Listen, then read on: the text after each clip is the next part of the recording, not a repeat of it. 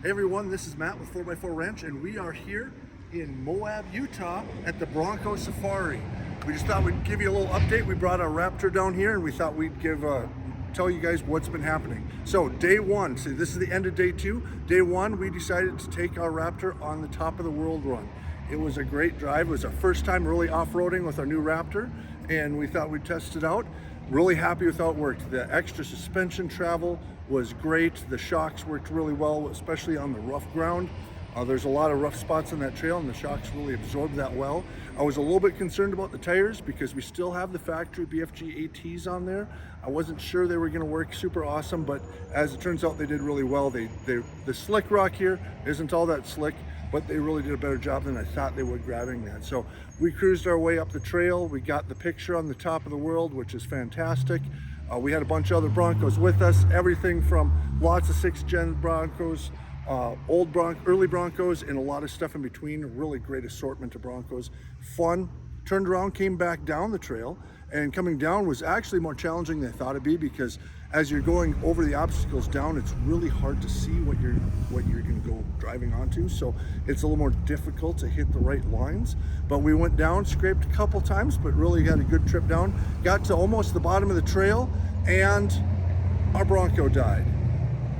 It sputtered a couple times and just died. We were right at the end, just a few hundred feet from where we were going to air down, and we were driving on a gravel road, and it just completely died.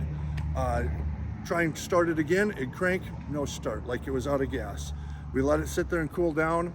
Awesome thing about being in part of the Bronco Safari is there was a ton of people there. So people kept pulling up behind us. Do you guys need any help? Offering any suggestions? We realized that it wasn't going to start again, and we didn't have any cell service, so we weren't able to call somebody to get into town.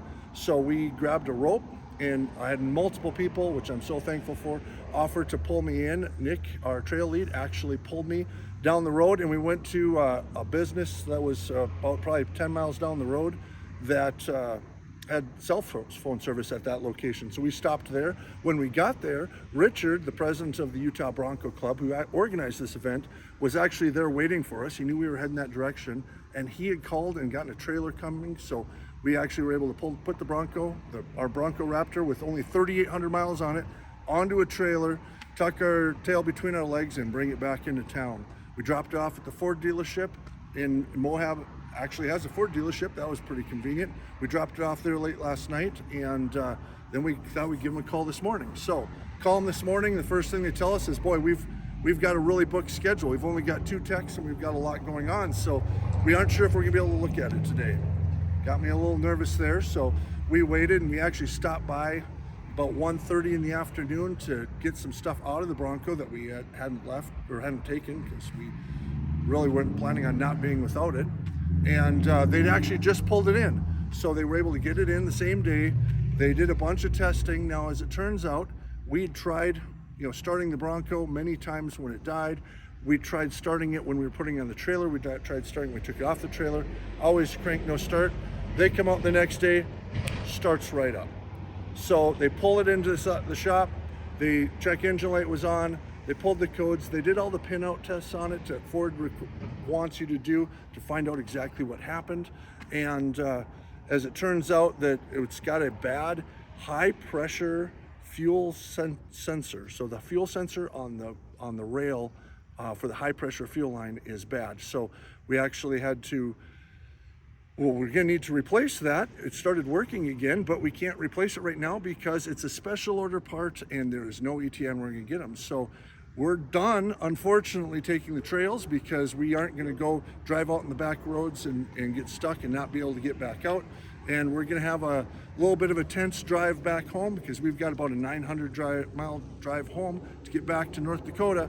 So it's gonna be a little bit of a tense ride, but we're gonna go for it, and this is gonna cut our time here short. But the great thing is, all the other people, all the other Bronco guys here, they've been as supportive as they can, and they've been helping us out. So we're gonna show a little video here also on what the trails were like and what everybody was doing as they were going up the trails. So if you like what you're seeing here and you wanna see more action, like and subscribe.